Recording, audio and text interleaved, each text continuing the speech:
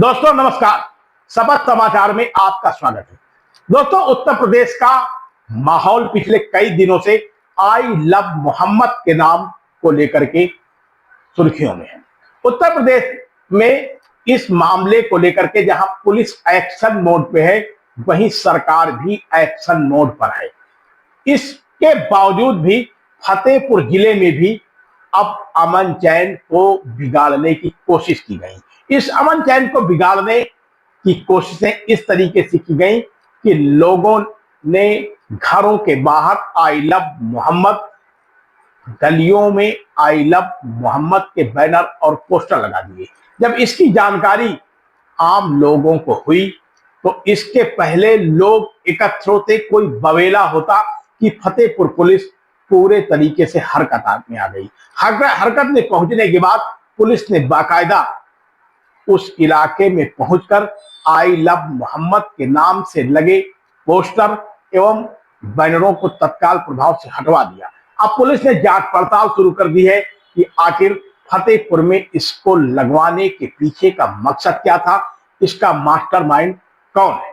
आपको बता दें कि फतेहपुर शहर कोतवाली क्षेत्र के अंतर्गत आबू नगर रेड़ैया इलाका पड़ता है। यह वही आबू नगर रेड़ैया है जो पिछले महीनों में बेहद संवेदनशील इलाका माना जाता था। इस इलाके में ही मंदिर मकबरे का विवाद हुआ था और इस दौरान काफी बवाल कई दिनों तक चला था। हालांकि किसी तरीके की कोई अप्रिय घटना नहीं आई, लेकिन हिंदू संगठनों एवं अल्पसंख्यक वर्ग के बीच तनावपूर्ण स्थितियां रहीं। फिलहाल मकबरे एवं मंदिर के स्थान पर भारी पुलिस बल तैनात किया गया है, लेकिन पिछले 24 घंटों के दौरान कुछ शरारती तत्वों ने ऐसा माहौल फिर से बिगाड़ने की कोशिश की।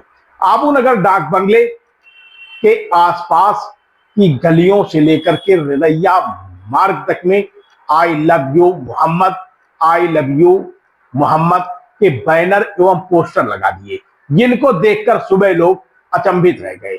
ये पोस्टर लोगों के घरों के बाहर लगाए गए थे और बाकायदे एक मकान से दूसरे मकान में बैनर लगा करके इन पोस्टरों को लगाया गया था। इसकी जानकारी जब सुबह लोगों को हुई तो पूरे शहर में ये बात जंगल में आग की तरह फैल गई, जिससे इसकी भनक पुलिस एवं प्रशासन को भी लग गई। पुलिस प्रशासन ने मौके पर पहुंचा और पहुंचकर पूरे इलाके में लगे आई लव यू मोहम्मद के बैनर एवं पोस्टरों को हटवाए जाने का काम शुरू कर दिया। तत्काल वहां से भारी पुलिस बल उस इलाके में तैनात कर दिया गया और साफ तौर पर अल्टीमेटम दिया गया कि यदि शहर का अमन चैन बिगाड़ने की कोशिशें की गई तो इसमें कड़ी कार्रवाई की जाएगी। अब सबसे खास बात यह है कि त्योहारों का मौका चल रहा है, नवदुर्गा का मौका चल रहा है। 2-4 दिन के बाद भी विजयदशमी का पर्व है और आगे आने वाले समय में लोग दीपावली की तैयारियों में व्यस्त हो जाएंगे। ऐसे में इस छोटे से शहर में भी अमन चैन छीनने की कोशिश करने वाले कौन लोग हैं, पर्दे के पीछे का क्या मामला है, फिलहाल यह तो अभी समझ में नहीं आया है, लेकिन पुलिस और खुफिया तंत्र को लगा दिया गया है। पुलिस अब उन लोगों को चिन्हित कर रही है जिन लोगों ने ये हरकत की है।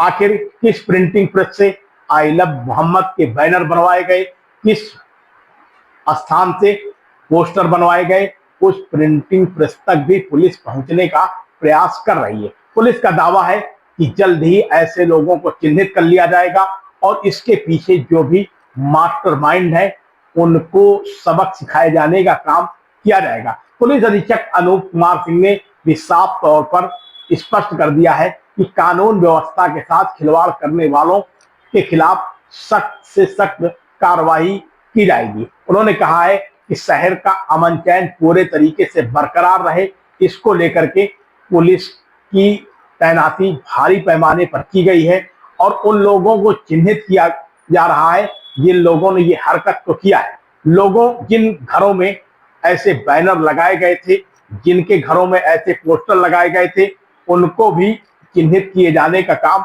शुरू कर दिया गया है। एक मकान से दूसरे मकान तक लगाए गए बैनरों के पीछे का मकसद क्या है, इसको लेकर भी पुलिस जांच पड़ताल करनी शुरू कर दी है। फतेहपुर जिले में एक तरफ जहां पुलिस प्रशासन एक्टिव हो गया है, तो वहीं अब इस मामले को लेकर के तरह तरह की चर्चाओं का भी बाजार गर्म हो गया है। सबसे खास बात तो यह है कि सभी टीवी चैनलों से लेकर के अखबारों तक में आए दिन इस बात की सुर्खियां आती हैं कि इस मामले को लेकर के उत्तर प्रदेश की सरकार लगातार एक्शन मोड में है। बरेली में तौकीर रजा के खिलाफ जहां बड़ा एक्शन हुआ, वहीं प्रदेश भर में आई लव यू मोहम्मद को लेकर के जो बखेला खड़ा हुआ है, उसको लेकर योगी सरकार सख्ती से निपटने की तैयारी कर रही है। ऐसे में क्या वास्तव में फतेहपुर के जिन लोगों ने ऐसी हरकतें किया है, क्या उनको सरकार का भय नहीं है या फिर प्रशासन का भय नहीं है, यह तो नहीं पता। लेकिन जो स्थितियां एक बार उत्पन्न करने की कोशिशें की गई, वो आम जनमानस के बीच में चर्चाओं का बाजार गर्म है। फिलहाल सुन लीजिए प्रदेश के मुख्यमंत्री योगी आदित्यनाथ का वो बयान भी, जिसमें उन्होंने साफ तौर पर कहा है कि यह सब कार्य करने वालों के खिलाफ दंडात्मक कार्रवाई की जाएगी। सरकार सबका विकास, सबका साथ देने के पक्ष में है।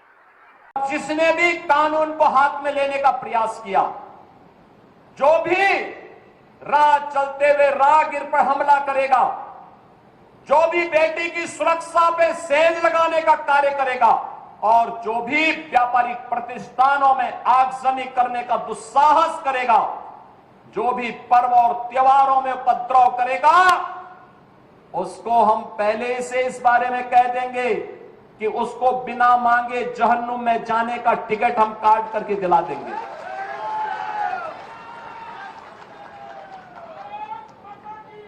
इतना पर्याप्त होगा उसके लिए। यह अराजकता स्वीकार्य नहीं।